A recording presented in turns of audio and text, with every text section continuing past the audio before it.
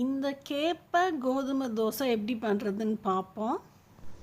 இப்போ இது கேப்பை மாவு 1 டம்ளர், இது கோதுமை மாவு 1 டம்ளர், இது தேங்காய் 1 டம்ளர். இப்போ நம்ம 2 டம்ளர் மாவு எடுத்து வச்சுருக்கோம், அதுக்கு நான் 4 டம்ளர் தண்ணி எடுத்து வச்சுருக்கேன். இப்போ இந்த தேங்காய் பாலுக்கு இந்த 4 டம்ளர் தண்ணி ஊற்றி எடுத்துகிட்டு வந்துக்கிடலாம். தேங்காய் பால் அரைச்சி எடுத்துகிட்டு வந்துக்கிடுவோம். இந்த மாதிரி நான் சுற்றிருக்கேன். இந்த பாலை இந்த மாதிரி வச்சு வடிகட்டி எடுத்துக்கிடலாம். இந்த மாதிரி போட்டு இப்போ பாருங்கள், நம்ம தேங்காய் பால் நம்ம எடுத்துட்டோம். இது சக்கை தேவையில்லை, எவ்வளோ இருக்குன்னு இது நம்ம இப்போ அளந்துக்கிடலாம்.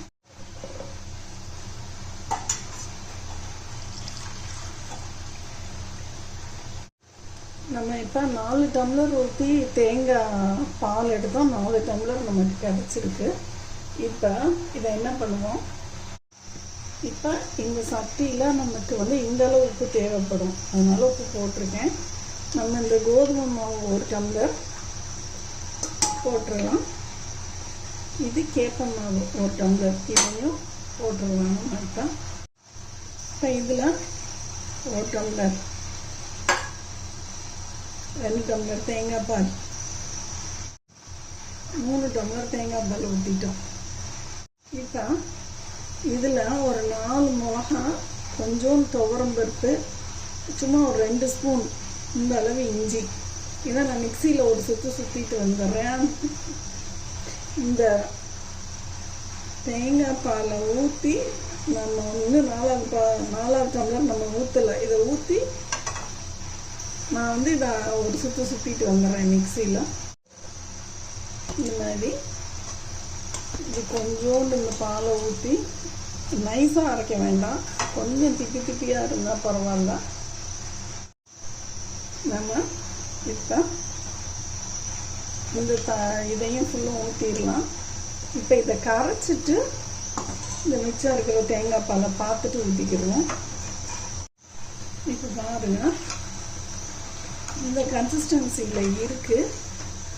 நமக்கு இந்த மிக்சியில் கொஞ்சோண்டு தண்ணி ஊற்றி, இந்த தண்ணியில் தேங்காய் பால் ஊற்றி 1/2 டம்ளர் மட்டும் மிச்சம் வச்சுருக்கேன். நம்ம ஊற்றும் போது பார்த்துட்டு ஊற்றிக்கிடுவோம். இதை ஒரு சுற்றி ஊற்றிடலாம். அதில் நாம் இப்போ ஊற்றிக்கிடுவோம். இதில் இப்போ நம்ம 3 டம்ளர் தேங்காய் பால் ஊற்றிருக்கோம், நம்ம 1/2 டம்ளர் வச்சுருக்கோம். நம்ம ஊற்றும் போது பார்த்துக்கிடுவோம். இப்போ இதுக்கு நம்ம வெங்காயம் எல்லாம் தாளிச்சுக்கிடலாம். இப்போ தோசைக்கல் அடுப்பில் வச்சுருக்கோம். நான் கொஞ்சோண்டு எண்ணெய் ஊற்றிக்கிறேன். இந்த அளவு நான் வெங்காயம் நறுக்கி வச்சுருக்கேன், பெரிய வெங்காயமும் சின்ன வெங்காயமும். இது கருவேப்பிலை, கொத்தமல்லி, பச்சை மிளகாய் இன்னும் பொடியாக நறுக்கணும், 2 எடுத்து வச்சுருக்கேன். இப்போ நம்ம 2 வெங்காயத்தை அளந்தோம்னா சும்மா ஒரு 1.25 கப்பு அளவு தான் நான் நறுக்கி வச்சுருக்கேன். இதை தாளிச்சுக்கிடலாம். கொஞ்சமாக சீரகம் போட்டுக்கிடுவோம், கொஞ்சமாக கடுகு வெடிச்சிருச்சு. வெங்காயத்தை போட்டுக்கிடுவோம்.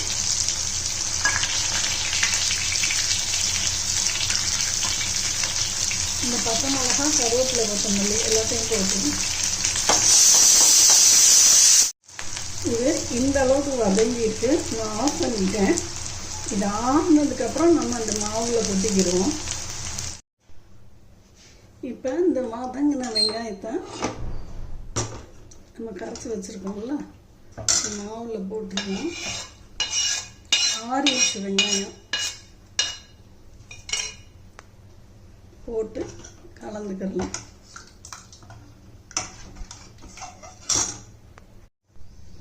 இப்போ நம்ம தோசைகள் வச்சுருக்கோம். இந்த மாவை இப்படி கலக்கிட்டு ஊற்றிக்கலாம்.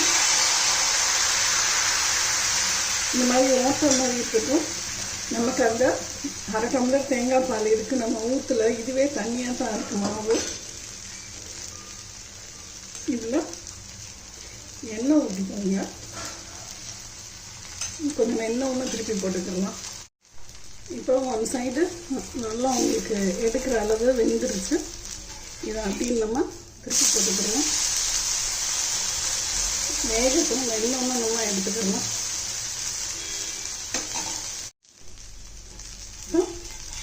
இப்படி எடுத்து கல்லில் வச்சுக்கலாம். அப்படி நெக்ஸ்ட்டு தோசை ஊற்றிக்கிடுவோம். கல் சூடாக தான் இருக்குது.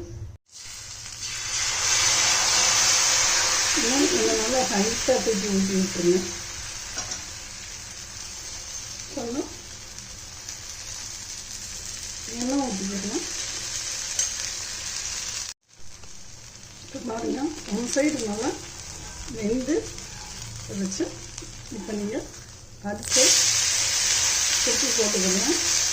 வேகட்டும். இப்போ இந்த பக்கமும் வெந்துடுச்சு. நம்ம இப்போ எடுத்துடலாம்.